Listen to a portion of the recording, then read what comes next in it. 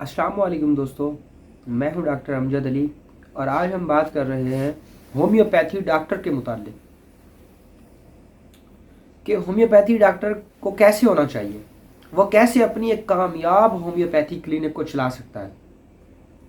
आम तौर पे हमारे माशरे में किसी दौर में एक दौर था कि होम्योपैथी को एक कोई ख़ास अहमियत नहीं दी जाती थी।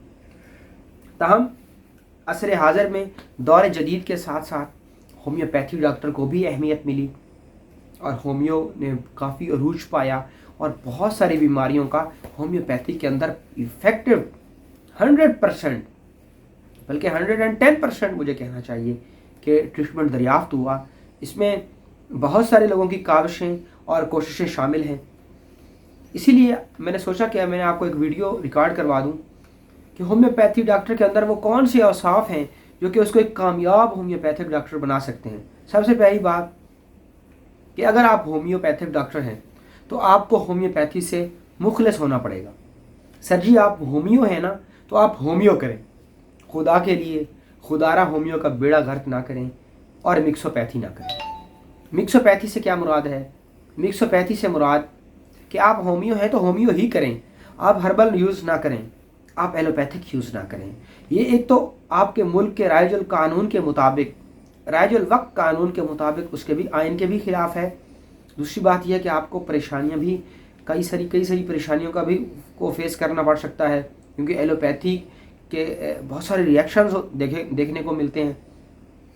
तो हमें चाहिए कि सबसे पहले हम अपने आप से और होम्योपैथी से मुखलिस हो जाए। नंबर 2 पे आप इंसान के तशरीउल बदन, इंसान की फ़िलासफ़ी को पढ़ें।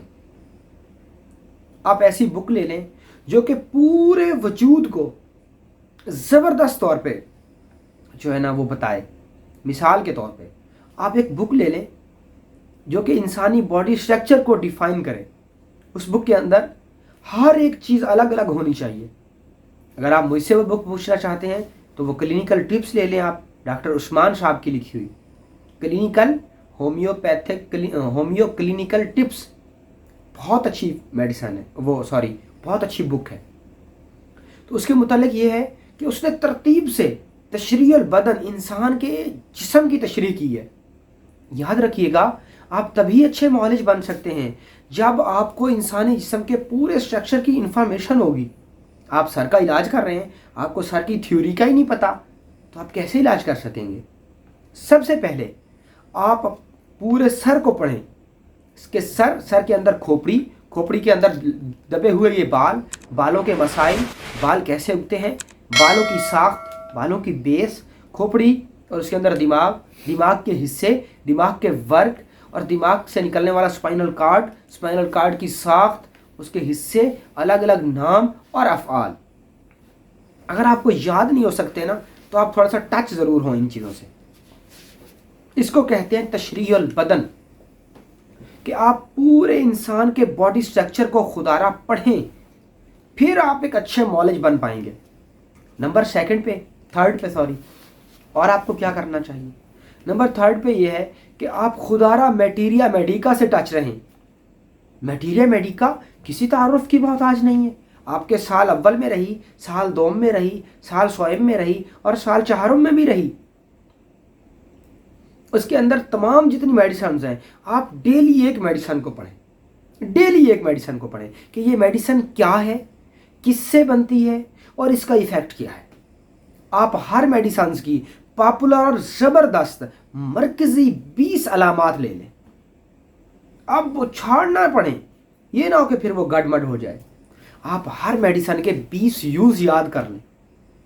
एकोनाइट है ना, वो सोजश की बहुत अच्छी दवाई है, वो खौफ की बहुत अच्छी दवाई है, वो हर बीमारी की इब्तदाई दर्जे की दवाई है, वो बच्चों की दवाई है, वो बुखारों की दवाई है, वो फालिज और लकवे की दवाई है, वो अचानक होने वाली बीमारी की दवाई है। तो ये क्या है? एकोनाइट की खूबसूरत सिम्टम्स हैं और ये आसानी से आपको याद हो सकती हैं। यानी जो नंबर 3 पे मैं होम्योपैथी डॉक्टर से कहना चाहता हूँ वो ये कि वो हर मेडिसिन को पढ़े और डेली तौर पे एक मेडिसिन तैयार करे, और उसको लाजमी तौर पे पता होना चाहिए कि जो एकोनाइट है वो किससे बन रही है। और हम इसको कैसे बनाएंगे, और जिस हर्ब से बन रही है उसकी शक्ल देखें, उस पौधे को नेट पे जाके आप देखें। आप तो जदीद दुनिया है, आप उसको जाके देखें ताकि आप उसके मुतालिक क्लोज होके जान सकें कि वो क्या है और कहाँ पे इफेक्ट कर रही है। तब जाके आप एक अच्छे होम्योपैथ डॉक्टर बन पाएंगे।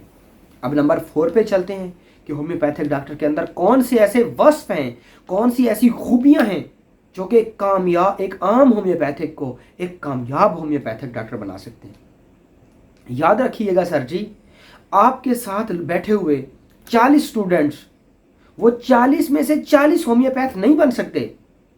अगर 40 में से 25 होम्योपैथ बन जाएंगे तो उसमें से 25 में से 1 या 2 अच्छे होम्योपैथ बन पाएंगे। क्यों, ऐसा क्यों है? वो अच्छे होम्योपैथ डॉक्टर को देखें और उसके अंदर जो जो चीज़ें अच्छी हैं वो अपने अंदर अप्लाई कर लें। एक अच्छा होम्योपैथ डॉक्टर होने के लिए आप एक अच्छे होम्योपैथ डॉक्टर को फॉलो करें कि उसके अंदर क्या अच्छा है। जो उसके अंदर अच्छा है वो अपनी ज़ात में ले आएं। तो आप यकीन करें, आप एक छोटे से ढाबे में भी बैठे हैं ना तो अल्लाह आपको कामयाब करेगा।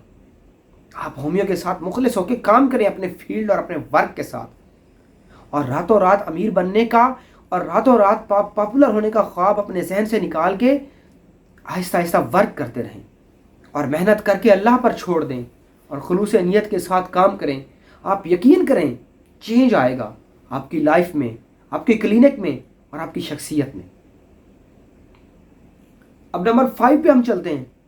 वो क्या है कि होम्योपैथिक डॉक्टर को बेसिक जो टेस्ट हैं वो ज़बानी लिखने आने चाहिए कि किस बीमारी के लिए कौन से टेस्ट होंगे, और फिर उन टेस्टों के मुतालिक पता भी होना चाहिए कि होम्यो ग्लोबल लेवल जो है वो औरत में इतना और मर्द में इतना होना चाहिए और बच्चे में इतना होना चाहिए। रेड ब्लड सेल्स की जो तादाद है वो इतनी होनी चाहिए एक सेहतमंद इंसान में। इसी तरीके से जितने मशहूर और मारूफ मेडिकल टेस्ट हैं वो आपको आने चाहिए। नंबर 6 पे हम अल्ट्रासाउंड करवाते हैं। अगर हमें खुद अल्ट्रासाउंड करवाने की इजाज़त नहीं दी गई, अब जदीद दुनिया है, कुछ लोग सिम्टम्स से नहीं बीमारी का ताक़ुब कर पाते, क्योंकि होम्यो तो है जस्ट सिम्टम पे काम करने वाली चीज़। तो हम जदीद तरीका इलाज को भी कुछ लोग यूज़ कर रहे हैं, तो वो कहीं बाहर से प्राइवेट तौर पे उसका अल्ट्रासाउंड करवाते हैं।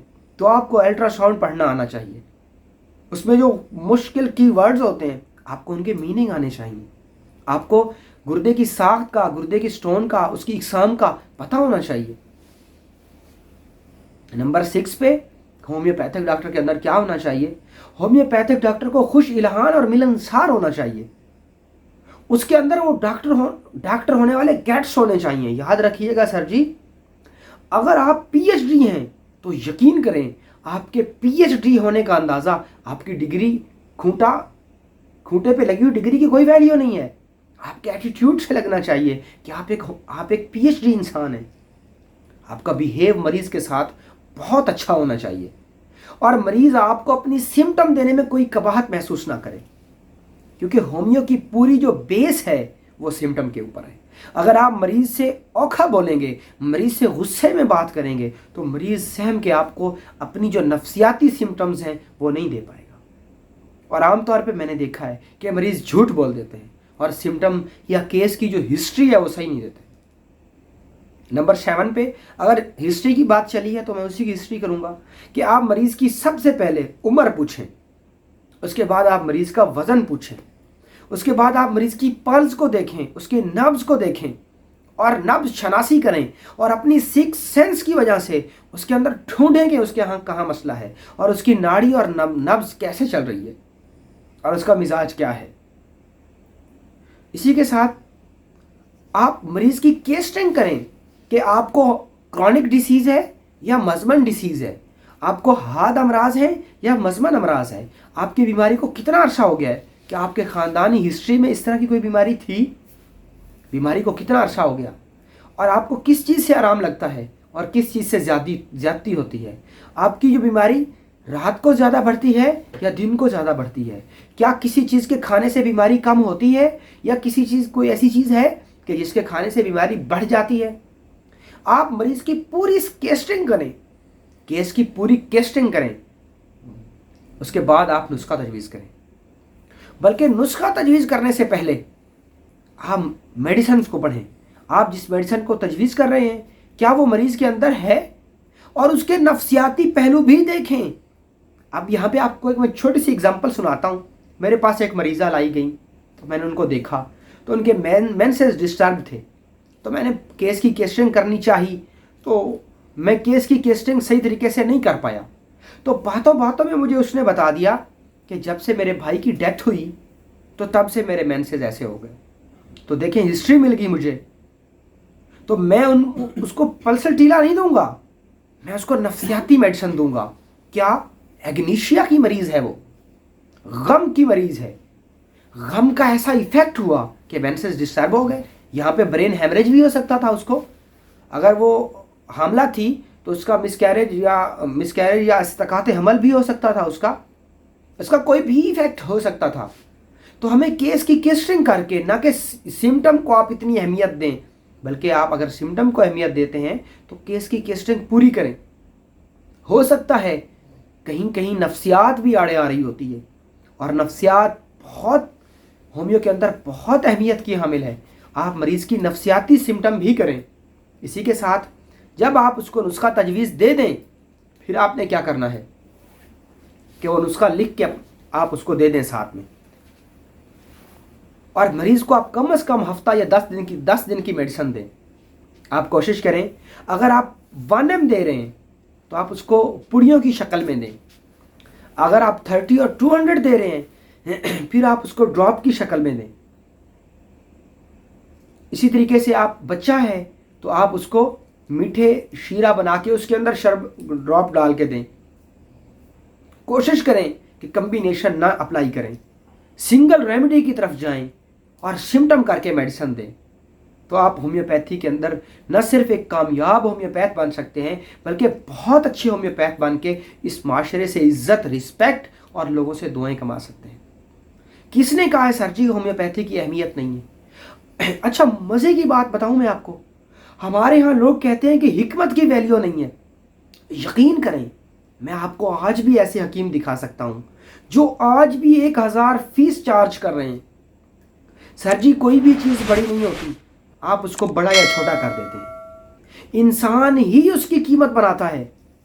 کوئی بھی چیز بڑی اور چھوٹی نہیں ہوتی. آپ مارکیٹ میں جا کے دیکھیے گا، کیا MBBS ڈاکٹر ایسے نہیں بیٹھے ہوئے؟ کیا بڑے بڑے سرجن ڈاکٹر ایسے نہیں بیٹھے ہوئے؟ لوگ دھکے کھا رہے ہیں سر جی. کیوں؟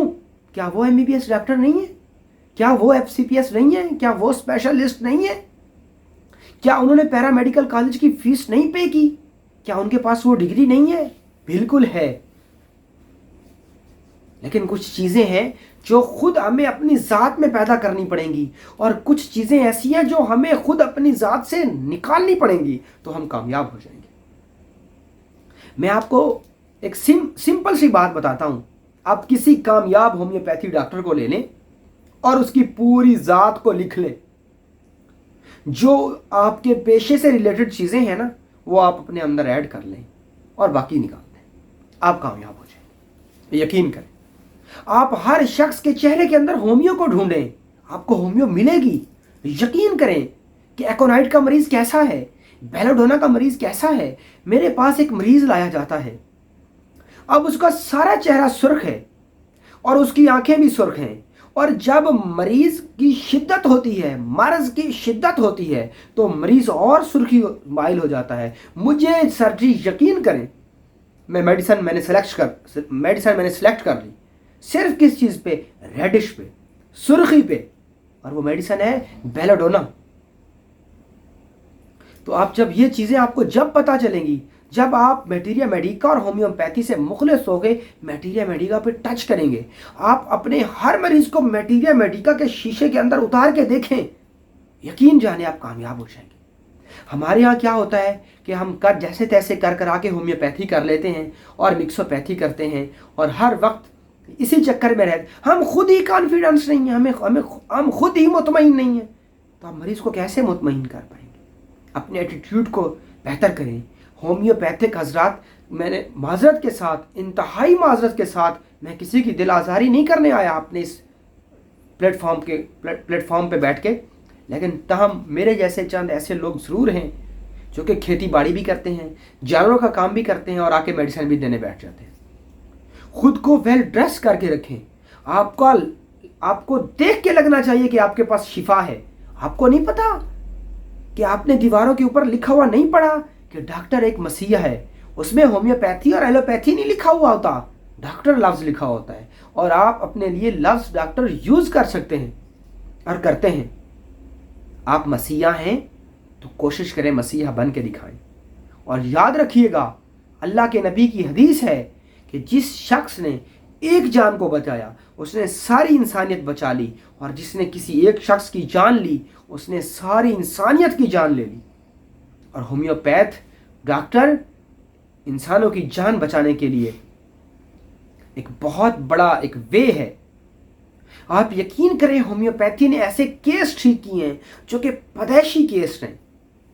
سی پی چائلڈ جیسے بچوں کا علاج کیا ہے، ایب نارمل جیسے بچوں کا علاج ہومیو کے اندر ممکن ہے۔ لوگ بے حد پریشان ہیں، اور جہاں پہ باقی جتنے میتھڈ آف ٹریٹمنٹ ہیں وہ فیل ہوتے ہیں، یقین کریں وہاں سے ہومیو سٹارٹ ہوتی ہے، اور لوگ مجبور ہیں ہومیو کی طرف لوٹنے پہ۔ تو یہ چند وصف ہیں ہومیوپیتھک ڈاکٹر کے لیے۔